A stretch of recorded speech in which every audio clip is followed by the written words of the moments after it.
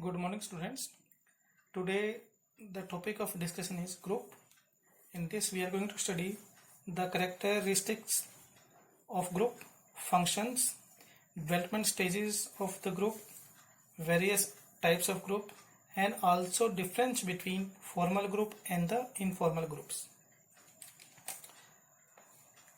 People may underestimate the importance of society and group memberships on their lives. At the same time, people sometimes undertake solo journeys, yet by and large much of our experiences of life involves being engaged with others and groups. Within an organization, we do find number of groups. Individual joining groups or groups is a reality, maybe formal or informal groups. People work in group quite frequently and in many different areas of their lives.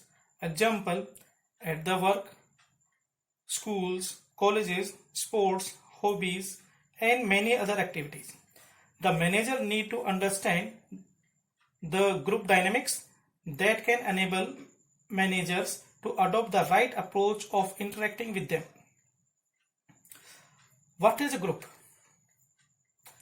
Every organization is a group unto itself. A group refers to two or more peoples who share a common meaning and evaluation of themselves and come together to achieve common goals. Groups where people get along, feel desire to contribute to the team, and are capable of coordinating their efforts may have high performance levels. Group can be defined as a collection of individuals who have regular contact and frequent interaction, mutual influence, the common feeling of camaraderie, and who work together to achieve a common set of goals. In other words, a group is a collection of people who interact with one another, accept rights and obligations as a member, and who share a common identity. Now we are going to discuss the various characteristics of a group. Regardless of the size or the purpose, every group has similar characteristics. First, two or more persons.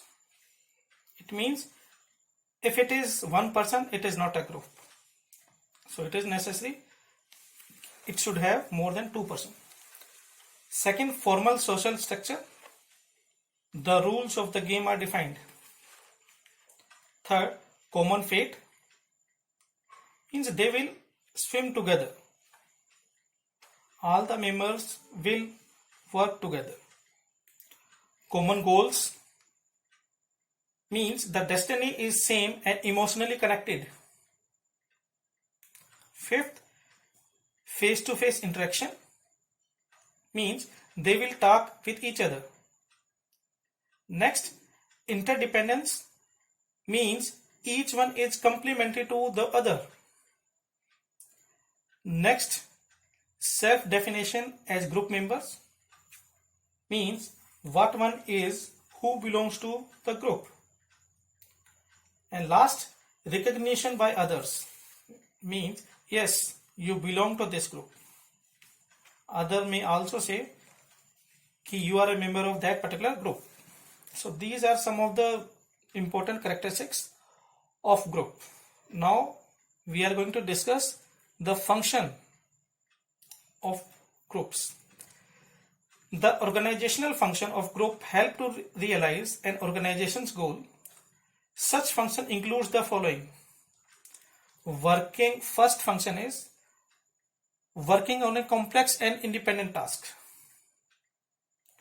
that is too complex for an individual to perform and that cannot be easily broken down into independent tasks.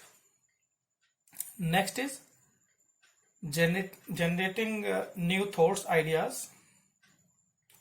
It means generating new ideas or creative solution to solve problems that requires input from several peoples. Next function is coordination. Means serving liaison or coordinating function among several work groups whose work is to some extent independent. Next is implementation part, means facilitating the implementation of complex decisions. A group composed of representatives from various working groups can coordinate the activities of these interrelated groups. And the last, serving as a vehicle for training, means group serve as a vehicle for training new employees. Groups teach new members new methods of operation and group norms. The list is not comprehensive. The importance of groups in organization cannot be overemphasized because most of the organizational activities are carried out by groups.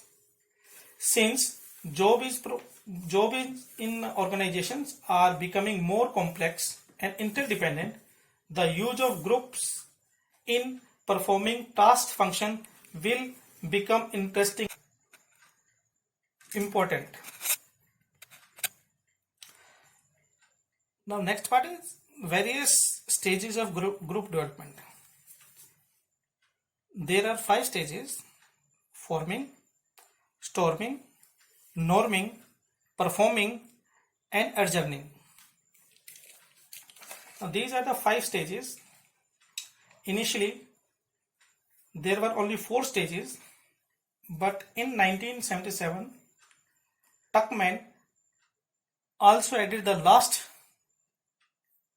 stage, that is adjourning. Now what is forming? In this stage the group is initially coming together. Period is characterized by shyness and uncertainty among members. Extroverted or outspoken members may rapidly assume some kind of leadership role. Maintenance concern are predominating. This is just a start of the group. अलग अलग तरह के व्यक्ति आते हैं, मिलते हैं, and they are uncertain about each other. एक दूसरे पर उन्हें विश्वास कम होता है और इसी दौरान देयर इज मेन कंसर्न जो उनके दिमाग में आते हैं क्वेश्चंस कि व्हाई वी आर हियर, हम यहाँ पे क्यों हैं, व्हाट आर वी डूइंग, हम यहाँ पे क्या कर रहे हैं, what is our goal, our purpose, हमारा उद्देश्य क्या है यहाँ पे आने का. So in this stage of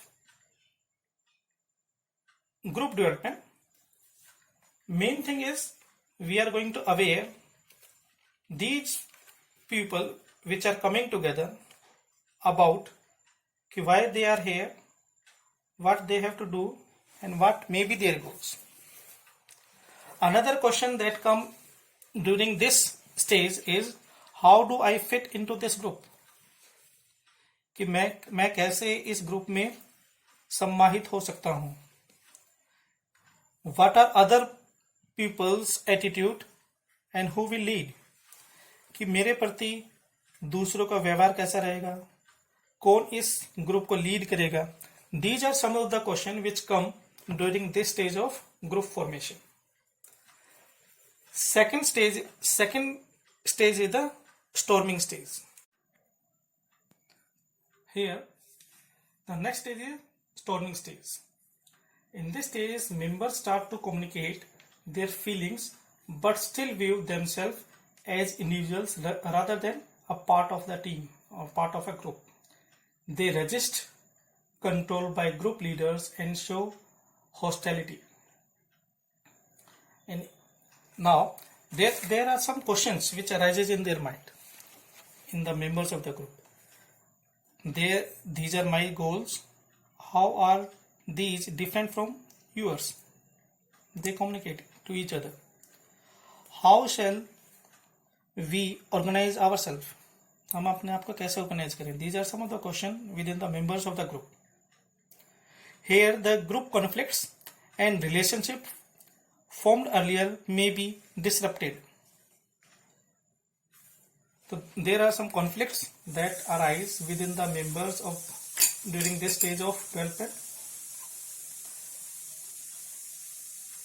Disagreements and arguments arises and are fueled and manufactured. In the end, roles are eventually allocated.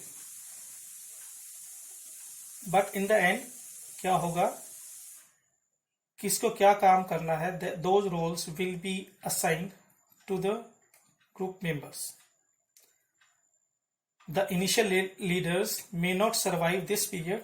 It is the most uncomfortable phase of the group life. So this is storming. Next stage is the norming stage. This is the third stage of group development, is marked by more serious concern about task performance. Internal group structure now sorted, group identity takes shape.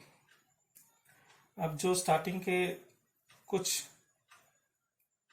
Conflicts हैं वो खत्म हो जाते हैं यहाँ तक आते आते, and the group take a particular shape. What kind of behavior and contribution are acceptable and normalized within the group? What is frowned upon, not tolerated? Formulation of implicit and explicit group norms. Norms create structure. What do we stand for?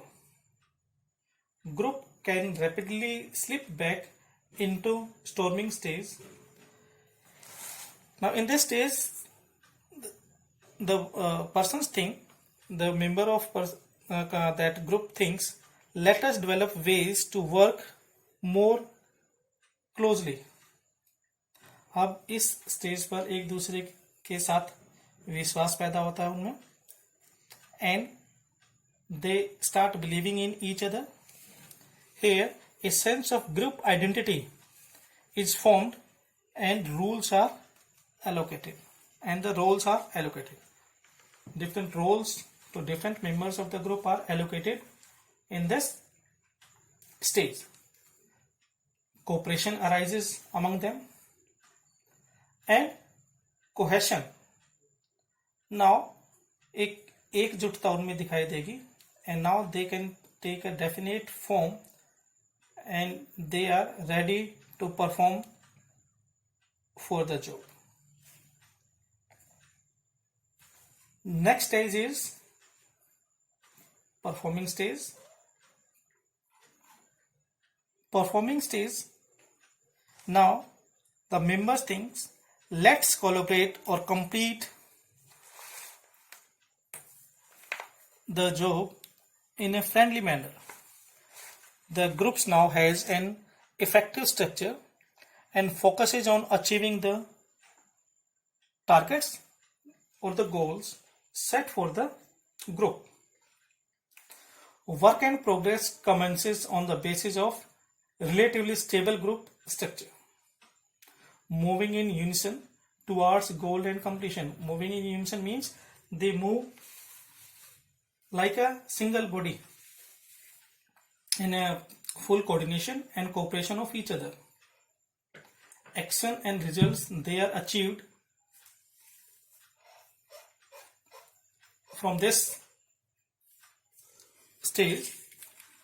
The team work in an open and trusting atmosphere where flexibility is the key and hierarchy is of prime importance. This is the performing stage. Team cohesion and identity, and also now it is going to help in productivity. Whatever the goals or the targets are set, now each and every member of the group, they are trying to achieve that target in cohesive manner with full cooperation and support of each other. The last stage is adjourning stage. Adjourning stage, here the group disbands and member reflect on how the group performed. Now, as the name suggested, adjourning.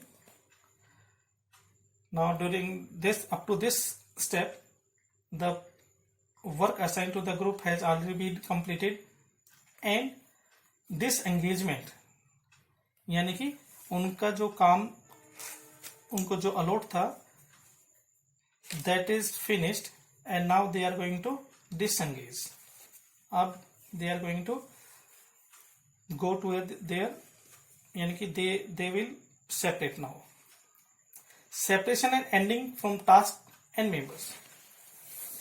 एक दूसरे से जो group था, जो members and group के different, वो एक दूसरे से अलग होंगे क्योंकि उनका जो टास्क असाइन था वो कंप्लीट हो गया है. तो now pride and accomplishment may be felt depending upon the output of the assignment. The members will feel pride.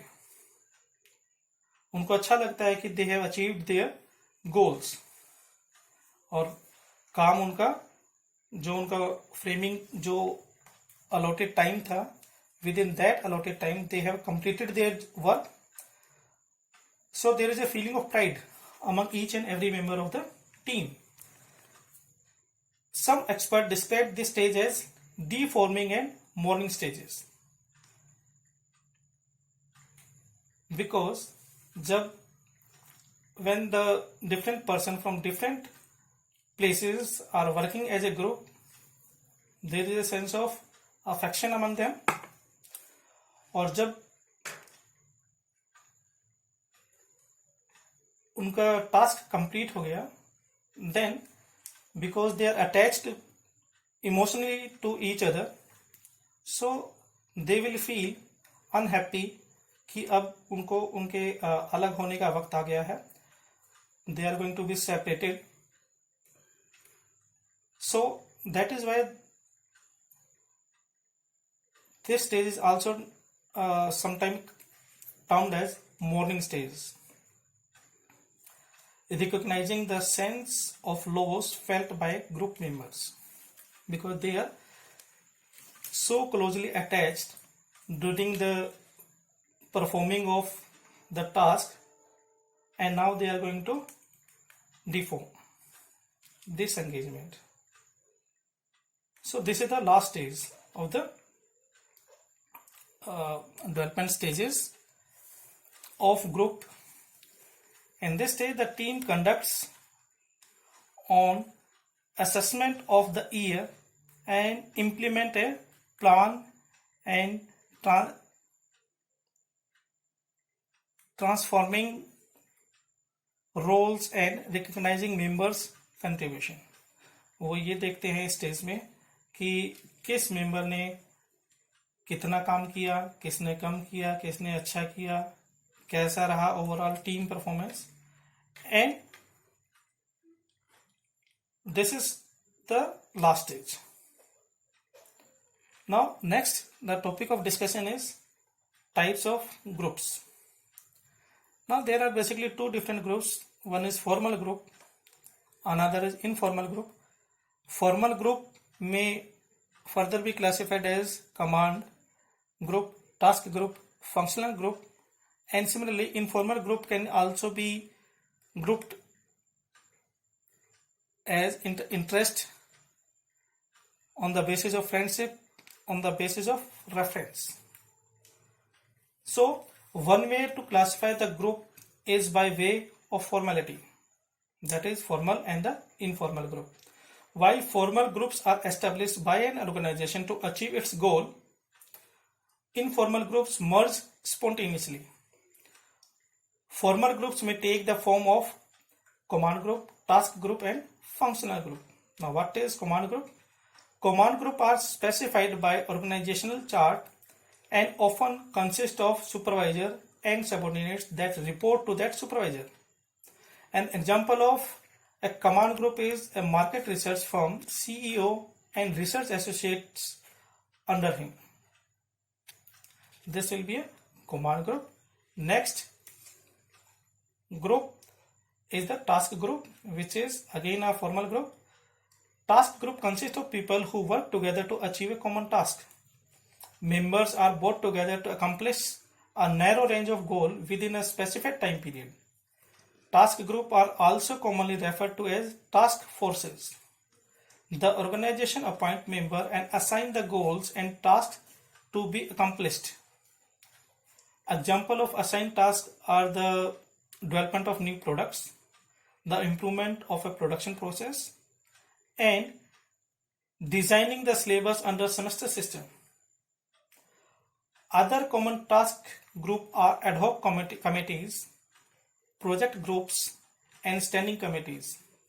Ad hoc committees are temporary groups created to resolve a specific complaint or develop a process of normally disbanded after the group completes and the assigned task. Third is functional group. A functional group is created by the organization to accomplish specific goals within an unspecified time frame. Functional groups remain in existence after achievement of current goals and objectives. Examples would be a marketing department, a customer service department, or an accounting department. In contrast to formal groups, informal groups are formed naturally and in the response to the common interest and shared values of the individuals. They are created for the purpose other than accomplishment of organizational goal and do not have a specific time frame. Informal groups are not appointed by organization and members can invite others to join time to time. Informal groups can have a strong influence in organization that can either be positive or negative. Just for an example, employees who form an informal group can either discuss how to improve a production process or how to create shortcuts that jeopardize quality. Informal groups can take the form of interest groups, friendship groups, or the reference group. What is interest group? Now, interest group usually continue over time and may last longer than general informal groups. Member of interest group may not be a part of the same organizational development, but they are bound together by some other common interest. The goals and objectives of the group interest are specific to each other and may not be related to the organizational goal and objectives. For example, an interest group would be students who came together to form a study group for a specific class. जैसे classes में एक group बना दिया जाता है किसी कुछ बच्चों का मिला के for that particular class, that is something interest group because they are having a common interest. So that formation of group in a class for group study is interest group. Next is friendship groups. Friendship group are formed by members who enjoy similar social activities. Now here, social activities is of utmost importance. That social activity may be the political belief, religious values, and other common bonds. Members enjoy each other's company and often meet after work to participate in these activities. Just for example, a group of employees who form a friendship group may have a yoga group.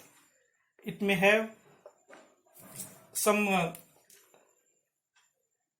association, just like Haryanvi Association in Delhi, or a kitty party or lunch group that may meet once in a week or a month. Third is the reference group. A reference group is a type of group that people use to evaluate themselves. The main objective of reference group are to seek social validation and social comparison. Social validation allows individuals to justify their attitude and value, while social comparison helps individuals evaluate their own action by comparing themselves to others. Reference groups have a strong influence on members' behavior. Such groups are formed voluntarily. Family, friends, and religious affiliation are strong reference group for most individuals. Now, this is all about group types. Now we are going to differentiate between formal groups and the informal groups. The basis of differentiation will be the meaning of formal and informal groups, how they are formed, the size of the group, the life of the group, the structure of the group, also to whom importance is given, the relationship, and what is the communication process in those groups. On these basis, we are going to differentiate what are formal groups and what are informal groups. Now, when we come to the meaning of formal group and informal groups, formal groups means groups created by organization to accomplish a specific task. These are formal groups. And the informal groups, on the other hand, these are the groups created by employees themselves for their own sake. There is no contribution in formation of this group by the organization. यानी कि formal जो group होगा, that is formed by the organization itself for a particular task, but जो informal group होगा, that is created by the employees themselves. अपने लिए they are going to form that group. So this is how, depending upon the meaning. Now, according to formation of the group, in formal group, the formation is deliberately. But in case of informal group, formation is voluntarily. As far as size is concerned, the size of formal group is large. On the other hand, the size of informal group is comparatively very less, very small, or we can say comparatively it is small. The life, in case of formal group, the life of the group depends on type of group, whereas in informal group it depends upon the members. As far as structure is concerned, the structure of formal group is well defined, whereas the structure of informal group is not well defined. As far as importance is concerned, in formal group the importance is given to position, but in case of informal group the importance is given to a person, a particular person. This is one of the major difference also. Then relationships. Now in formal case, the relationships are purely professional, whereas in case of informal groups the relationships are personal. So in formal, relationships are professional. On the other hand, in case of informal groups the relationships are purely personal. The last factor is the communication. On the basis of communication, we can also differentiate formal and informal groups. Now, in formal group, the communication moves in a defined direction. एक particular direction में Either it may be from bottom to top or from top to bottom, but it is in a defined direction. The communication will be in a defined direction in case of formal group, but in case of informal groups, that communication stretches in all the direction. यानी कि इस informal group में जैसे कुछ दोस्त मिलकर इकट्ठे गपशप करते हैं, कोई भी कभी भी किसी भी टाइम कोई भी बोल सकता है. There is no particular defined direction कि who is going to speak और who is going to keep silence. So these are not defined in that particular informal group. So we can say communication in informal group stretches in the all the direction. Now the last topic of today's lecture is the factor which are going to affect the group behavior. There are three basic factors. There are three basic factors. One is group member resources, another is group structure, and third one is group processes. Now we are going to discuss each of these factors one by one. Group member resources. The members' knowledge, abilities, skills, and personality characteristics such as sociability, self-reliance, independence are the resources the group members bring in them. The success depend upon these resources as useful to the task. इसका मतलब ये है कि जब भी group में जो भी मेंबर होंगे, they are having different set of abilities. Each and every member is having different IQ level, different personality, and because of this, each and every member is different in their technical and non-technical capabilities, abilities. So the success of this group will depend upon these resources as useful to the task. कि वो जो उनमें qualities हैं, जो उनकी habits हैं, qualities हैं, जो उनकी स्पेशलाइजेशन है, whether those are going to be the as a can be work as a resource to the task. If they correlate with the task, then the success rate will be much more. Then the group structure. Group structure means there are different points in group structure.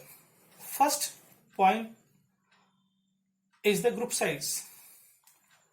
Group size can vary from 2 people to a very large number of people. Small group of 2 or 2 to 10 are thought to be more effective because each member has ample opportunity to take part and engage actively in the group.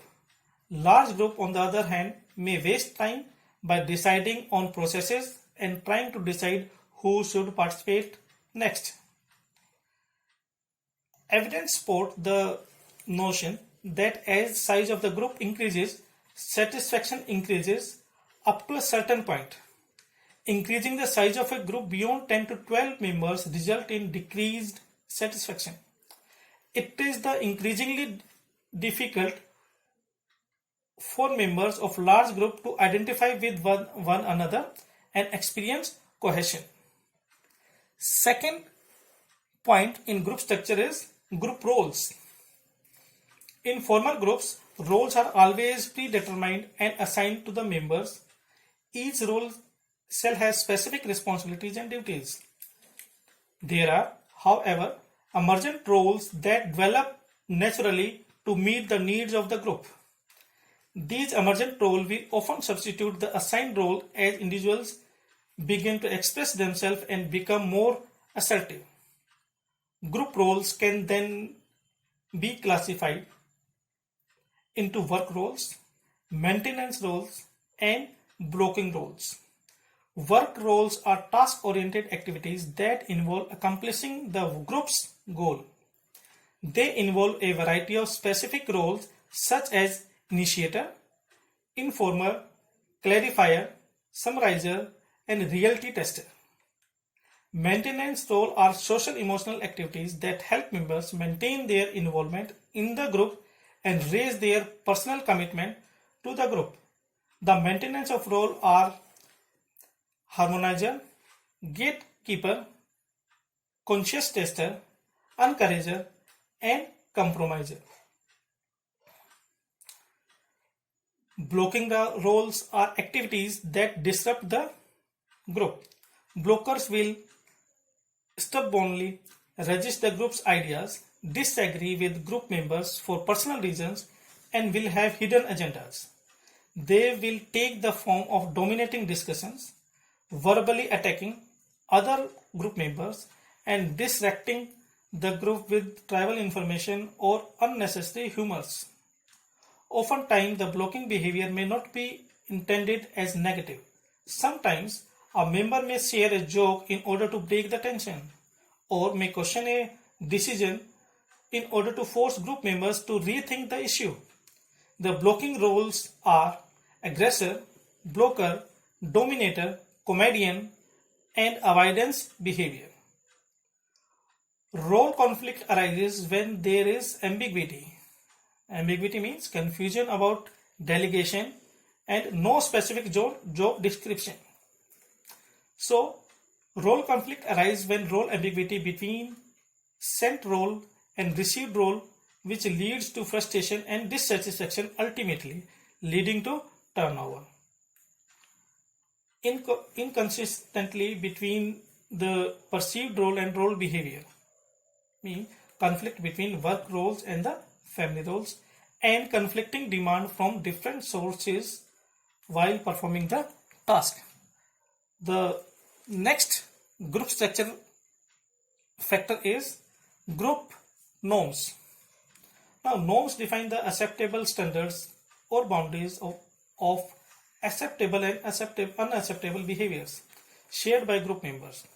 They are typically created in order to facilitate group survival, make behavior more predictable, avoid embarrassing situations, and express the value of the group. Each group will create its own norms that might determine from the work performance to dress to making comments in the meeting. Group exerts pressure on members to force them to conform to the group standards and at times not to perform at higher levels. The norms often reflect the level of commitment, motivation, and performance of the group. The majority of the group must agree that the norms are appropriate in order for the behavior to be accepted. There must also be shared understanding that the group supports the norms. It should be noted, however, that members might violate group norms from time to time. If the majority of members do not adhere to the norms, then they will eventually change and will no longer serve as a standard for evaluating behavior. Group members who do not conform to the norms will be punished by being excluded, ignored, or asked to leave the group. Next factor is the factor of group structure is the group cohesiveness. Cohesiveness refers to the bonding of group members or unity, feeling of attraction for each other and desire to remain a part of that group. Many factors influence the amount of group cohesiveness, such as agreement on group goals, frequency of interaction, personal attractiveness, intergroup competition, favorable evaluation, etc. The more difficult it is to obtain group membership, the more cohesive the group will be. Groups also tend to become cohesive when they are in intense competition with other groups or face a serious external threat to survival. Smaller groups and those who spend considerable time together also tend to be more cohesive. Cohesiveness in work groups has many positive effects, including work or job satisfaction, low turnover and absenteeism, and high productivity. However, highly cohesive group may be detrimental to organizational performance if their goals are misaligned with organizational goal. Highly cohesive group may also be more vulnerable to the groupthink.